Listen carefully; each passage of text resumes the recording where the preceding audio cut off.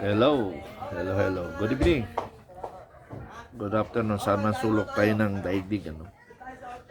So, pag-uusapan natin ngayon, yung kalagayan ni Pangulong Marcos na kung saan ay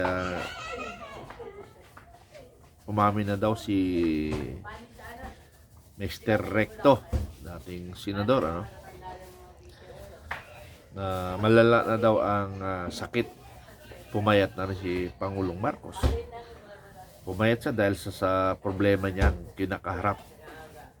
Pero para sa akin, ano, mga kaibigan, talagang dinadivert nila ang usaping problema nila. Para doon tayo nakapokus sa kalagayan ni Marcos at saka sa West Philippine Sea. Gumagawa sila ng issue na hindi mapokus doon sa isyong corruption ni Marcos. Believe rin talaga tayo, no? Pero pakinggan nyo na lang muna. Para sa mga naglalagas na buhok, lalo na sa mga kalalakihan na unti-unti nang lumilipis yung bumbunan ng kanilang... Kasunod ng mga observasyon. Okay. Gandang araw mga kaibigan. Bigyan natin ng reaction, opinion, itong post ang balita ngayon. Pahayag ito ni Executive Secretary Recto. Inamin niya yung kalagayan ng Pangulo na medyo nakakaawa. Hindi naman bakit nakakaawa? Kasi pumapayat na daw siya divert at saka na, no? sabaw lang ang kanyang pagkain. Di ba nakakaawa? Na hindi siya makakain ng gusto niya. Recto, kinumpirmang namayat na nga si Marcos Jr. Puro sabaw ang dieta. Ay, magugutom ka talaga yun. Kinumpirma ni Executive Secretary Ralph Recto na kapansin-pansin na namayat si Pangulong Ferdinand Marcos Jr. kasunod ng mga obserbasyon ng publiko matapos mapanood ang Pangulo sa mga pre-recorded video messages nitong mga nakarang araw. Ayon kay Recto, hindi nakakapagtaka ang pagbagsak ng timbang ng Pangulo dahil sa mahigpit na diet na itinayo ng kanyang mga doktor habang siya ay nagpapagaling mula sa diverticulitis. Sabi niya, kung kayong lahat ay kumain lang ng sabaw ng 3, 4, 5 araw, talagang papayat ka. Kasi kapansin-pansin yung pre-recorded voice message ng Pangulo, banda dito, yung payat ng kanyang leeg. Ano ba?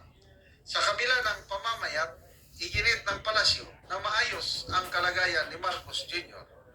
Hindi raw life-threatening ang kanyang sakit at patuloy pa rin umanong gumaganap ng tungkulin bilang Pangulo ng Bansa. Bagamat may ilang aktibidad na hinihintuan muna alinsunod sa payo ng doktor. Yun, yung picture na yan, yung pre-recorded message, talagang payat na ang liig.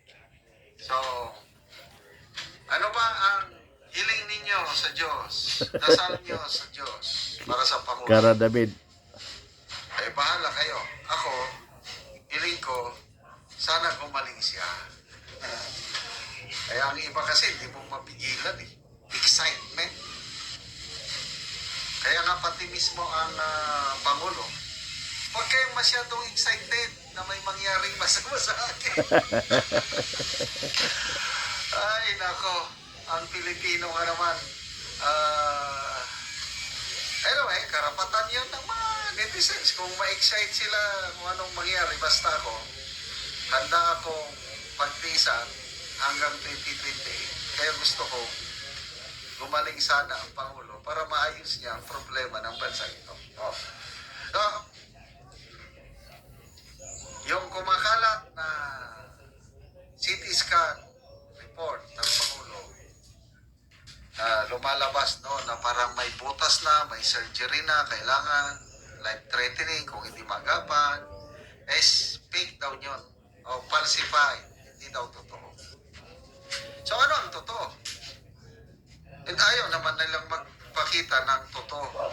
May nabasa kong post ni Atty. G Sa ibang bansa daw, pag ang presidente ng bansang iyon, ganyan, may karamdaman, ang personal na doktor ng Pangulo ang nagpapaliwanag. Ganon daw ang nangyayari sa ibang bansa. Si President Trump, nung bago siya umupo itong second term niya ito, ipinakita niya talaga yung kanyang medical certificate na clean bill of health. Healthy si President Trump to serve as president. Inilabas. Transparency. Ang palasyo, bakit ayaw ipakita? Yung medical bulletin, sinasabi, ang medical bulletin daw para lang sa life-threatening disease. Ay disagree.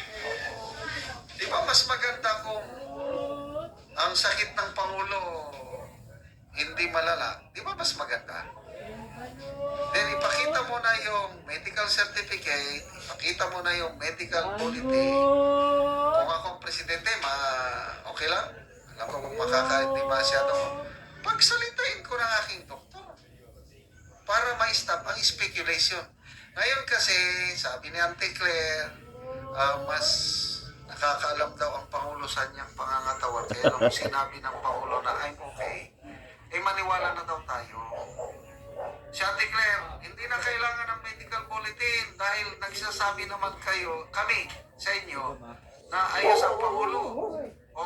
Ang gusto nila, maniwala na lang tayo in toto. Kung anong sinabi nila, yun na yun. Problema. Halos marami nang hindi naniniwala.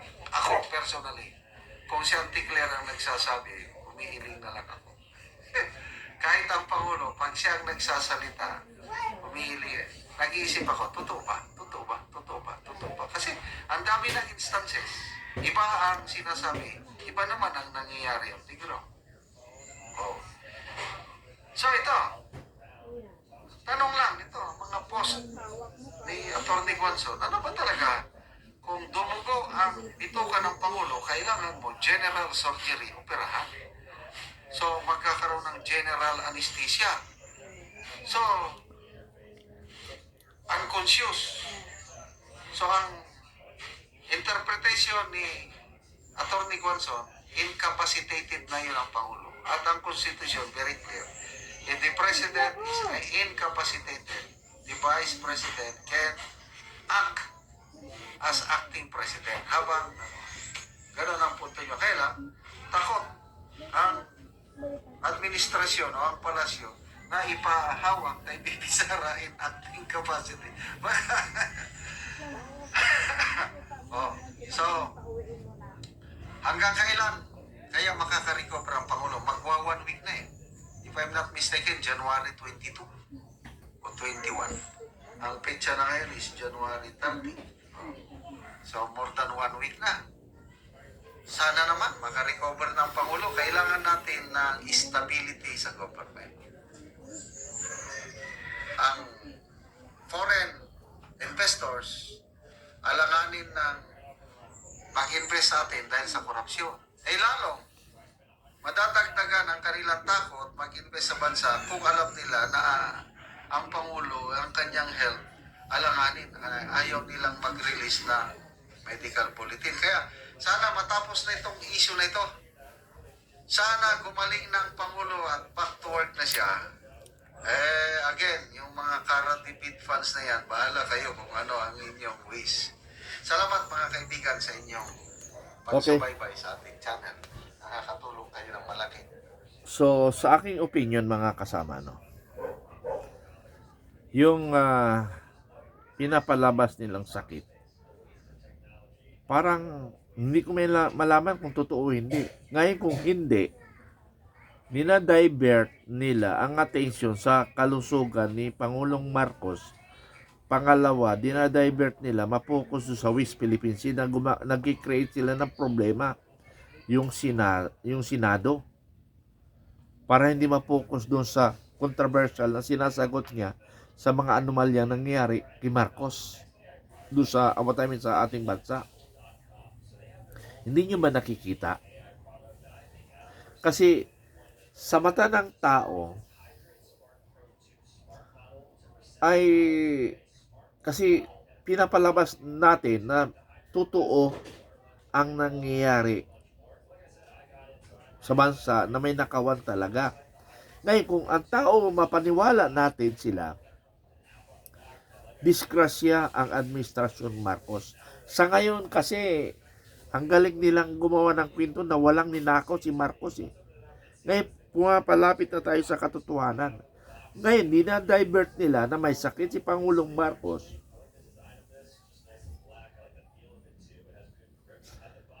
Parang attention, hindi tayo makapokus sa corruption. Pangalawa, yung sa West Philippine Sea na